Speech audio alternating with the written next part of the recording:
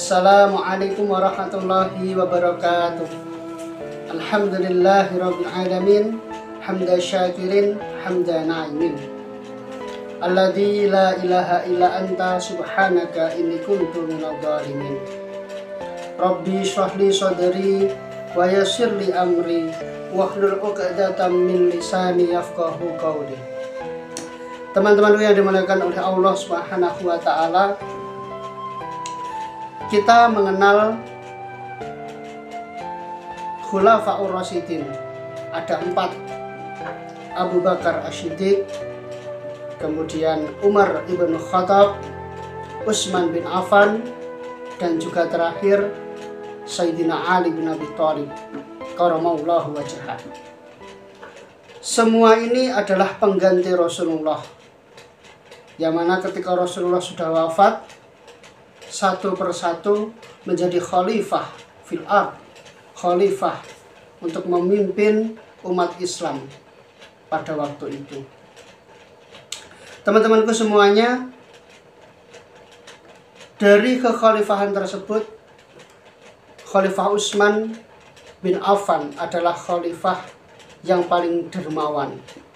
Sisi-sisi baiknya beliau itu adalah dermawan.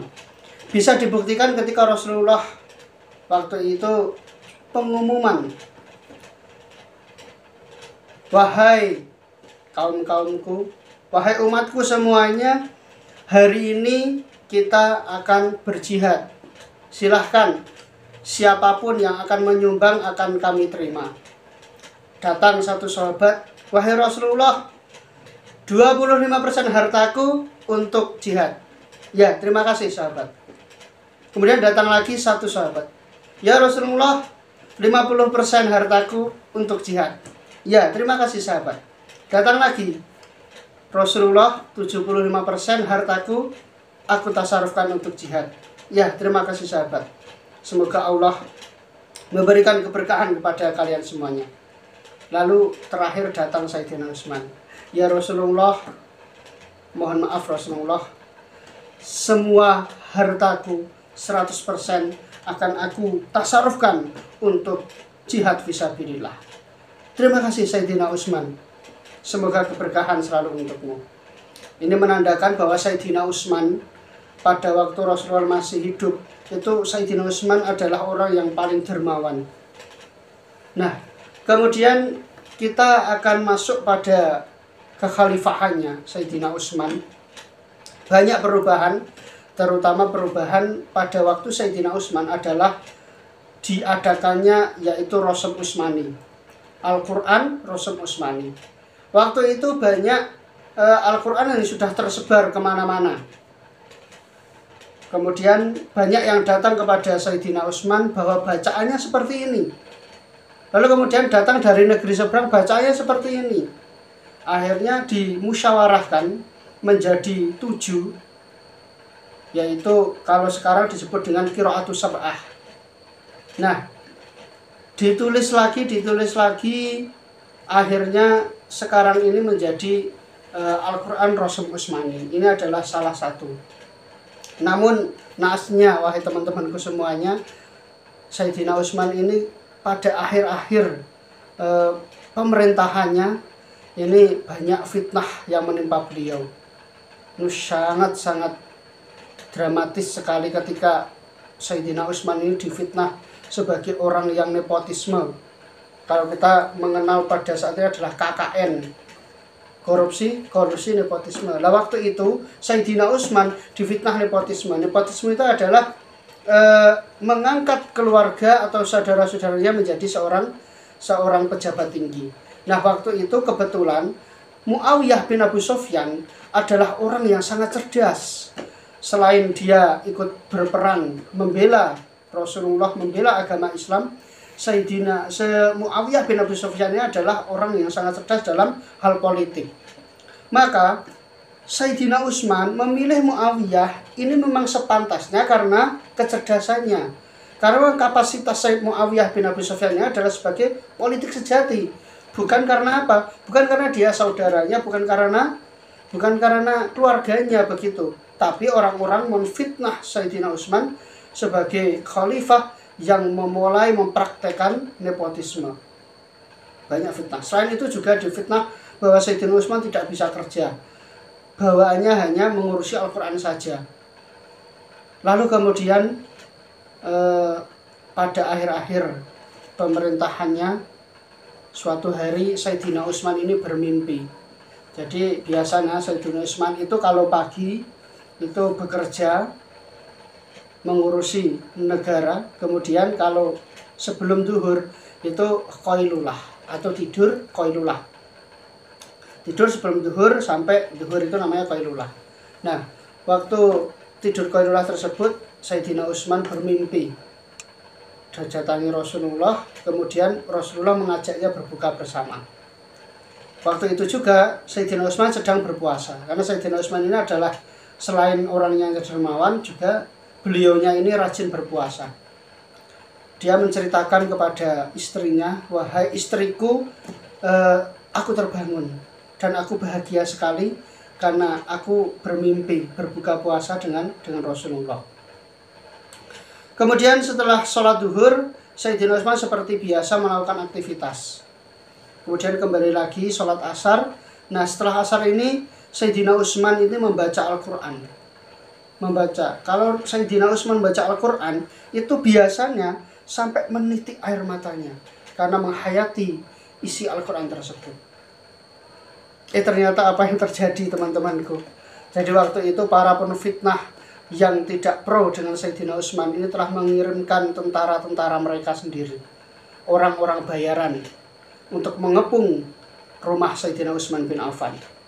Dan ketika disampaikan berita ini kepada Sayyidina Utsman, wahai khalifah, rumah kita sudah dikepung, mari kita melarikan diri. Apa yang dikatakan Sayyidina Utsman? Tidak usah, saya sedang membaca Al-Quran dan tidak usah diganggu. Silahkan, kalau jenengan semuanya mau pergi, silahkan ajak keluargaku yang lain, tapi bukan saya. Saya tetap berada di sini. Saya akan membaca Al-Quran sampai larut maghrib. Nah, pintu sudah didobrak, kemudian pintu kamar juga sudah dimasuki. 10 orang masuk waktu itu. Ada yang membawa parang, ada yang membawa pedang, ada yang membawa panah, ada yang membawa gergaji. Semuanya datang mengelilingi Sayyidina Utsman bin Affan. Pada waktu itu Sayyidina Utsman bin Affan sudah melihat, mohon maaf saya membaca Al-Quran dulu. Dibaca terus sampai menangis Sayyidina Utsman.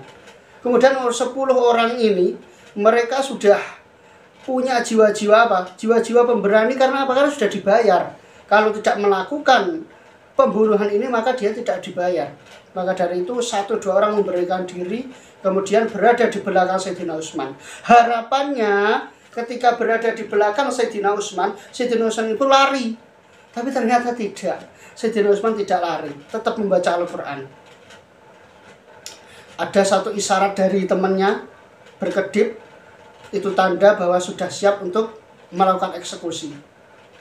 Bagaimana caranya? Terserah.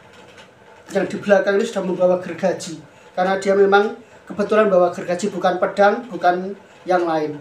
Akhirnya apa? Sayyidina Utsman sudah membaca itu, dipiting dari belakang, kemudian digergaji lehernya Sayyidina Utsman waktu itu. Padahal Sayyidina Utsman itu sebenarnya hafal Al-Quran, dan dia melafadzkan Al-Quran dengan terbata-bata karena menahan erangan gergaji yang ada di lehernya tersebut. Sampai lisannya itu diam, kemudian berpikir Sayyidina Utsman untuk memindahkan bacanya ke dalam hatinya. Hati Sayyidina Utsman akhirnya melanjutkan bacaan Al-Quran tersebut hingga ajal menjemputnya.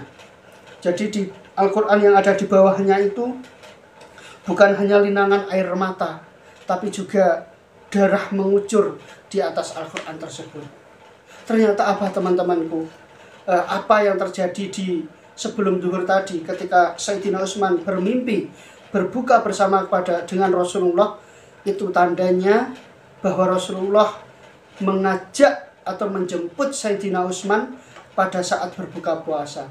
Jadi kalau harapan Sayyidina Utsman ini berbuka puasa setelah membaca Al-Quran, maka harapan tersebut telah dinanti oleh Rasulullah, yaitu bersama-sama dengan Rasulullah. Dan ya Allah, saya sangat melihat hal ini sangat sedih sekali, karena setelah Sayyidina Utsman ini meninggal dunia, yang seharusnya seluruh pejuang-pejuang Islam waktu itu seperti Abu Bakar As-Siddiq, kemudian Umar bin Khattab, itu dimakamkan di samping kanan kiri Rasulullah. Ternyata Sayyidina Utsman ini sulit pemakamannya.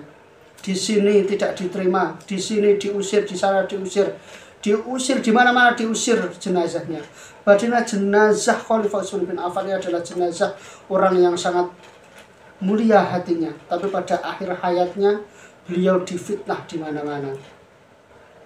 Ini teman-temanku yang dimuliakan oleh Allah SWT, dengan kisah ini mengajarkan kepada kita semuanya bahwa al-fitnatu asadu minal qatl, bahwa yang namanya fitnah ini lebih kejam daripada pembunuhan. Dan berbahagialah Sayyidina Utsman bin Affan radhiyallahu an, engkau telah bermimpi berbuka puasa dengan Rasulullah, yang mana sesatinya engkau diambil oleh Allah dalam keadaan yang sangat mulia, di saat membaca Al-Quran dan juga di saat menjelang berbuka puasa. Teman-temanku yang dimuliakan oleh Allah, inilah kisah Sayyidina Utsman bin Affan radhiyallahu anhu. Sekian dari saya, semoga bermanfaat. Wassalamualaikum warahmatullahi wabarakatuh.